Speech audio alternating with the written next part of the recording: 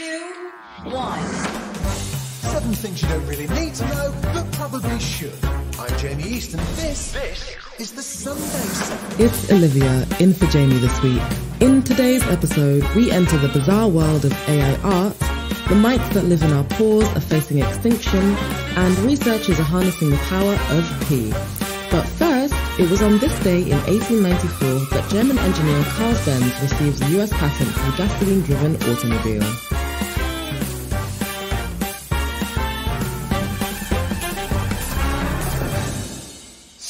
If you've spent any time on the internet recently, you may have stumbled upon a number of surreal yet realistic images of situations you never thought you'd see. For weeks now, threads of absurd, hilarious, and sometimes creepy AI-generated images have been taking over our Twitter timelines. Here at the Smart 7, we've seen images of Darth Vader ice fishing, Jesus Christ on fire breakdancing, and babies at daycare operating a Fisher-Price guillotine. And the artist bringing life to all these preposterous situations is the open source AI called DALI. The name DALI is a portmanteau of the surrealist painter Salvador Dali and the Pixar animated film WALL-E. It takes text prompts and generates images from them. In January 2021, OpenAI introduced the first version of the tool, but the second version, which entered a private research beta in April, is a huge leap forward. DALI was created by training a neural network on images and their text descriptions. Through deep learning, it not only understands individual objects, like koala bears and motorcycles, but learns from relationships between objects. So, when you ask DALI for an image of a koala bear riding a motorcycle, it knows exactly how to create it. And it looks just like you would imagine it in your mind. And that's not all. DALI 2 can also realistically edit and retouch photos. Based on a simple natural language description, it can fill in or replace part of an image with AI-generated imagery that blends seamlessly with the original. It is both terrifying and fascinating. Creating worlds out of words, Aditya Ramesh is an AI researcher at OpenAI, the umbrella company that developed DALI. Speaking with the This Week in Tech podcast in April, he seems confident that DALI can be part of a future where AI is a safe part of our lives. One of the goals of OpenAI is to develop artificial general intelligence and release it in a way that's both safe and maximally beneficial to humanity. You know, humans don't just work with text. We're also very visual, and a lot of what's important to us in the world is given in the form of images. And so DALI is kind of both a step in that direction, but also a step in the direction of figuring out, as we develop more powerful models, what kind of interfaces should be designed for people to use them? Because as time moves forward, both society and AI will kind of evolve and co-adapt, with feedback from one kind of channeling research and research resulting in better interfaces and more powerful interfaces for people to work together with AI. And as handy as this tool is, what does this mean for the people who make a living from their artistic creations? Mario Klingemen is one of these artists, and he shared his views with Vox. If 10,000 people have access to that same model, will I still be able to make something that then somebody will want to buy? Or don't they want to rather get their own account and make their own images? And why buy my art when you can just find something probably rather similar? For now, DALI feels like a breakthrough in the history of consumer tech. But as AI advancements come along in leaps and bounds, we are still venturing into the unknown. Between deepfakes, deceptive voice augmentation, and now a tool that can seemingly create images out of thin air, there are clearly ethical questions that we as a society need to consider. What happens when these tools end up in the wrong hands? And should we be worried about our AI future? Ted Underwood is a professor at the University of Illinois, and he puts it finely. We are on a voyage here that it's a bigger deal than just like 1 decade or the immediate technical consequences. It's a change in the way humans imagine, communicate, work with their own culture, and that will have long-range good and bad consequences that we are, just by definition, not going to be capable of completely anticipating.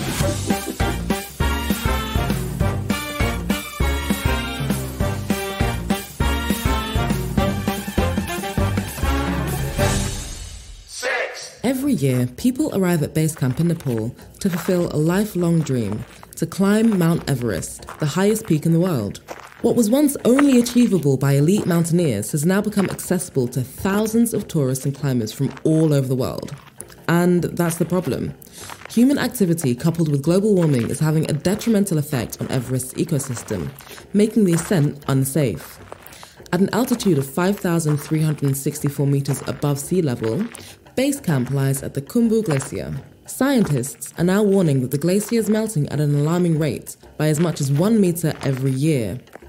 Bahador Gurung is part of the Nepal Mountaineering Association and shared his concerns with Al Jazeera. It's issue of melting glacier and the crevasses. So a bit worrying that maybe in 10 years, there'll be no more glacier and crevasses. Climbers and Sherpas say cracks and crevices appear overnight and it's putting their lives at risk. Melting ice is also causing rockfalls, which can trigger avalanches in the Himalayas. In an attempt to protect the natural environment, the Nepalese government has decided to move Everest's base camp to a new location around 300 meters lower, where there's no year-round ice. Certainly, this is the right time to advocate and raise the voice together, and not only talk or raise the voice, we need to sort it out. So, of course, the base camp has been very congested, and every year, but definitely there are more than 1,500 people, so the human waste has been polluted. Around 4,000 litres of urine is dumped at base camp every day, and because climbers spend weeks on the peak adjusting to the altitude, they generate several kilos of waste, most of which is left on the mountain, from empty canisters to abandoned camping equipment. All of this has created a moral and environmental debate on the human obsession to scale the tallest mountain in the world. Still to come on the Sunday 7, our tiny mites have a mighty problem, and scientists discover a plastic-eating worm. The tiny mites that have sex on our faces have a problem. Yep, you heard that right. Deep inside our pores live tiny little creatures that rely on us to survive.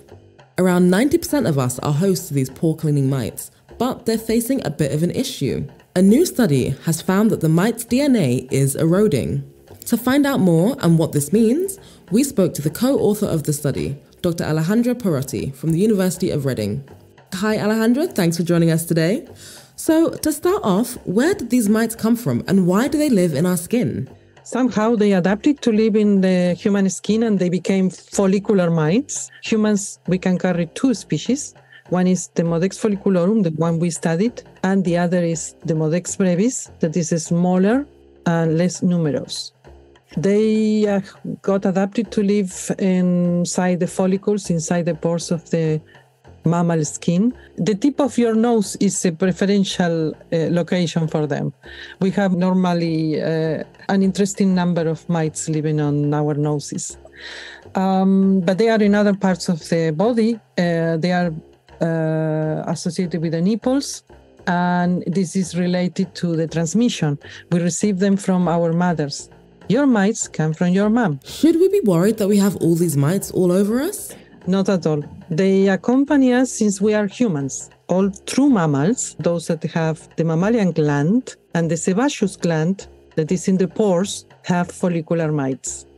They are called follicular mites because they live in the follicles of the skin. It's so strange to think that we have tiny mites living in our skin. Have you seen your own? Of course. You can imagine how many times I look at my mites. So what's the problem facing the mites now? Well, we found this as a process of the evolutionary process of adaptation to live inside the pore. They have a very reduced genome or repertoire of genes. They lose the genes because they don't use them, because they don't need to use them, because they live inside this restricted environment of the pore. They get protection inside the pore, food. They feed on secretions that happen inside the pores. They keep our pores clean and unplugged. So in this process of adaptation, they have lost many genes. This process continues, and these mites will lose genes that are very important for repairs. And this means that they go towards an evolutionary end and will become extinct. This is the first time that this process is seen in an animal. Most people have had these mites for basically all their lives. So what happens if they become extinct and we lose them? Everybody asks me that. I have no idea. The mites cannot live outside our skin. They can no longer escape that. So if you try to remove them and to make them live on another skin, for example, or another substratum, they will die.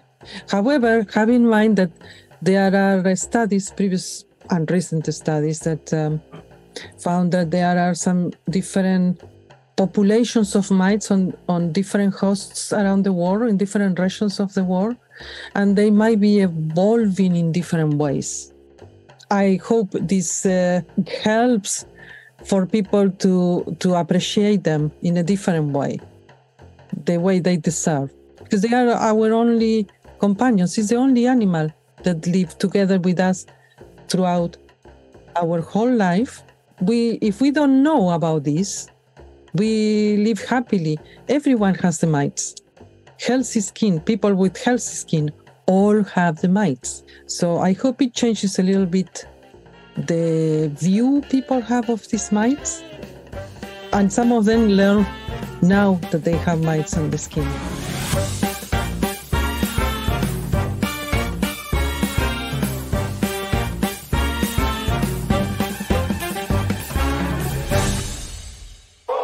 Scientists from Australia's University of Queensland have discovered that a type of beetle larvae can digest plastic. The enzymes produced in the gut bacteria of these larvae are able to break down polystyrene. Whilst this might not be the most nutritious of meals, researchers like microbiologist Rinke say that the larvae can survive eating polystyrene alone. It shreds the polystyrene, eats it, and then basically feeds the bacteria in the gut.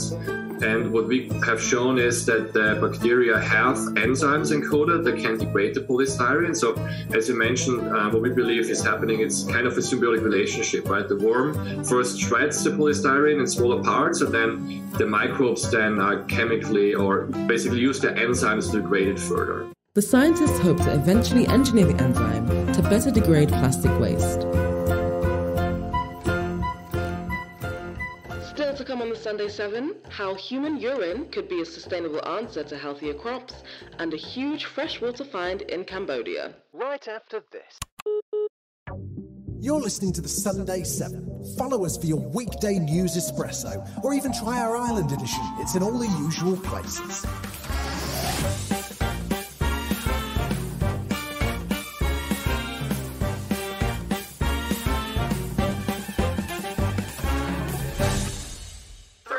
What if human waste could be used to grow food? That's exactly what a group of researchers are hoping to do with your urine. Researchers around the world have been looking into the use of pee as a nutrient-rich, chemical-free fertilizer. This could be groundbreaking considering the shortage of fertilizers that's occurring due to the ongoing war in Ukraine. Analysts at Rabobank have said that Russia exports 20% of the world's nitrogen fertilizers, whilst Belarus is responsible for 40% of the world's potassium. Combined with the sanctions placed on Russia, farmers around the world have had their supply virtually cut off. Abraham Noe-Hays is the founder of Rich Earth Institute. It's a non-profit that's been investigating and developing alternative waste management solutions for decades. For Abraham, using urine as fertilizer is the obvious choice. It's a sustainably produced, it's already being produced, it's a waste product that we can recycle, repurpose into fertilizer. If you use synthetic fertilizer, nitrogen fertilizer requires natural gas for its production, and that's a non-renewable resource. And the phosphorus fertilizer is from a mined resource, rock phosphate, and that's a limited resource as well. To grow, plants need nutrients like nitrogen, phosphorus, and potassium. When we eat, we ingest these nutrients before excreting them out again, mostly through urine. Along with all those lovely nutrients, we also pass pathogens and pharmaceuticals, which would need to be removed in order to protect our water systems. Researchers at the University of Michigan are now developing techniques to safely use urine to fertilize food crops. And they hope to do it on a large scale. Rebecca Lahr is an engineering assistant professor who's been part of the Peecycling movement. I want to be part of the solution, right? I spent a lot of time detecting things that are wrong with our water systems. But this project is really targeting a solution, something that we can do to improve the water quality. If we can get the pharmaceuticals out and the nutrients out sooner, then maybe we wouldn't have water bodies that, have algal blooms and fish kills. As Abraham puts it, there's no doubt that urine can be a safe fertilizer for growing any kind of crop. So the question is, are we ready to Peecycle?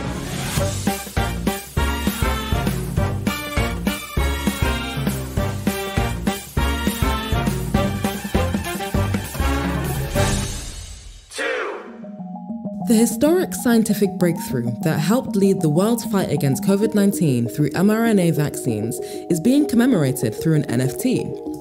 The digital asset was designed by the University of Pennsylvania and Dr. Drew Weissman. He was the scientist who pioneered the mRNA modification technology, which was used in both the Pfizer-BioNTech and Moderna vaccines. What's included in the NFT is an incredible animated video that demonstrates how the mRNA platform works, as well as a storyboard that explains what's depicted.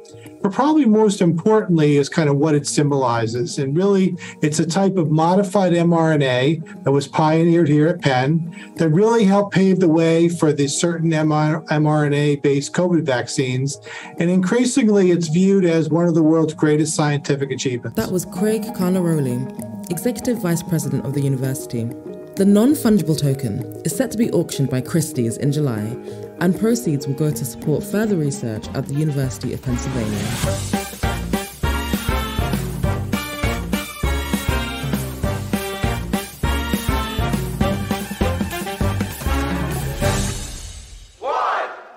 A giant stingray discovered in the Mekong River in Cambodia might be the largest freshwater fish ever recorded.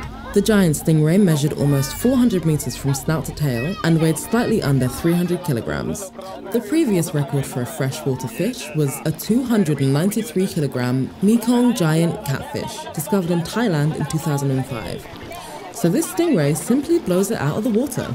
It was caught, recorded, and then released back into the river by a team of American and Cambodian researchers and fishermen.